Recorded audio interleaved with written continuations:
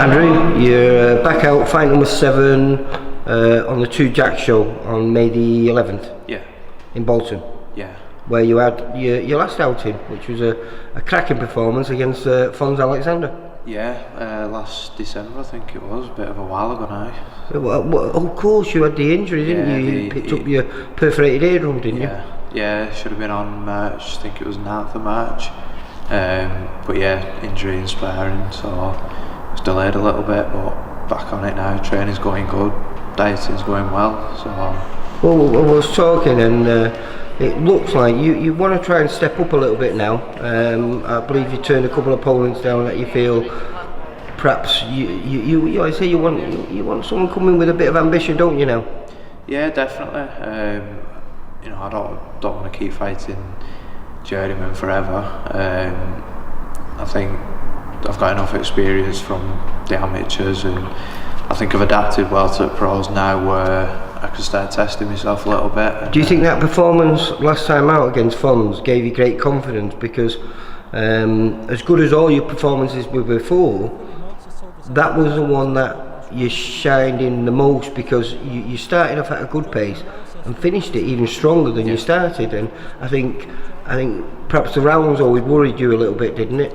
Yeah, I think that was a lot down to working with Sam McKenzie. He's done my diet for me, so we've done it right this time, where in past camps, killed myself making the weight, and that is why sort of dipped in energy towards the end, where like you said, this one it just got stronger. This is why when your coaches and people like me mention the lightweight word to you, used to shy away a little bit, but not no more. That's a category of your weight division that you seem set on now. Yeah, like I said, in past it was always sort of, I was hoping that I could possibly make lightweight one day, but I think there was always that bit of doubt, especially when I was struggling making 64 light welterweight. But with working with Sam, like last time I made, I think it was 10 stone 2, and I made that comfortably, and I felt like there was still a bit more room. And that was on the day as well, wasn't it? That was on the day, yeah. So with the day before, this time we're looking at 9-12, and I'm on track for that and feeling brilliant. Yeah, it seems to make a big difference. Like I said, I watched you and I spoke to Sam afterwards, and like I say, we were both pleasantly surprised by your performance. But it's like I say, you feel almost 90 fights as an amateur. Yeah, I think around about 80. I think it was. Was it? Yeah. So you feel like you that amateur pedigree behind you feels like you can start moving a little bit quicker now. You feel like you've had your learning fights, the confidence you got from that last performance. You feel like you want to test yourself a little bit more. Yeah, definitely. I think maybe, we've been doing the rounds in sparring, my fitness is there. Maybe do this 6-rounder, just sort of get used to the rounds, the more rounds and the pace of it. But then I think after that, definitely ready for a step up. Because wasn't it even before you were pro, weren't you moving around with Sean Dodd? Yeah, we've been sparring Sean years now, a few years. I've known him a while, and I think first time we out to him out was probably just before the Stalker fight, Tom Stalker. He wanted an awkward southpaw, so he came down here, and since then we've done quite a lot. And they've said to me that they can see the difference from when they first came down to recently when I was sparring him just before he fought Tommy Coyle. Just the difference in style and the way I'm handling him. So yeah, definitely think that's helped a lot. And as well. who you been moving around for this camp then, mate? Because of the year, we give it a bit of time to heal. So I've only started sparring last week, I think it was. So just a couple of lads, a couple of our amateur lads. Is it right? Is young Johnny Brown back with you?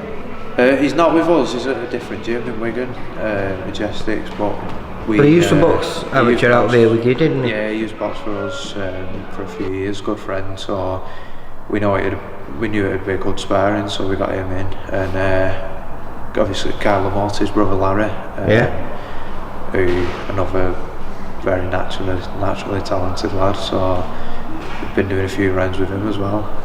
Right, so hopefully this is the year that you feel you're gonna start making some headway into the 50-50 towards the 50-50 fights. Hopefully before the end of the year get a couple of competitive fights, somebody with winning records. It's hard though, because there's not many of those guys. There are all these people such as yourself, contenders. You don't really want to travel, you don't want to end up fighting someone else's backyard. No, it's all about taking a risk, isn't it? So, and plus you being a southpaw, it is a risk for someone to come down here and test themselves against yourself. Yeah, I think these days there's a bit too much focus on keeping your unbeaten record.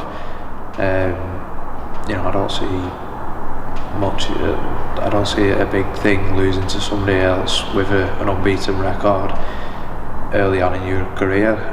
As Steve said, he's looking at matching more of these lads undefeated. Yeah, well, he spoke about this, so I think been a little bit unfortunate. A few lads have had injuries, this and that. That's not gone perfect for us, but hopefully before the end of this year, a few of them might happen, and you might be one of them. Fingers crossed. Yeah. Is there anyone who you've got an eye on? I'd say anybody at lightweight, anybody who Steve's got. I think there's. We've got quite a few good kids at lightweight, haven't we? There's a couple, there's quite a few. I think Luke Evans is lightweight, but he's looking to come back towards the end of the year, maybe. Yeah, I think it's Colin Day. Is he? Yeah, Colin's doing really well. Yeah, I think they had a really good fight not long since, Tom McGuinness and Colin Day. I think Tom was he 10-0? I think he was 7-0 at the time. 7-0. It was a cracking fight as well. Again, two lads. I think Colin had only lost one, and he's made up for that since. Well, he ended up getting a draw with it. Actually, it was a little bit unfortunate. I felt he'd just done enough to win. Yeah. But again, he's like yourself. You all want to press forward and start testing yourself and try to go for those little titles. Definitely, yeah. So any of them, if they want it, if they want to step up, we're ready, definitely. Right then, listen, good luck for the 11th. Hopefully I'll be chatting to you and you'll be 7-0. Yeah, definitely. Take care, mate. Cheers. Bye. For all boxing info, news and latest interviews, amateur and pro, across the north, click and subscribe. VIP Boxing Promotions. Also, Twitter, Instagram and Facebook.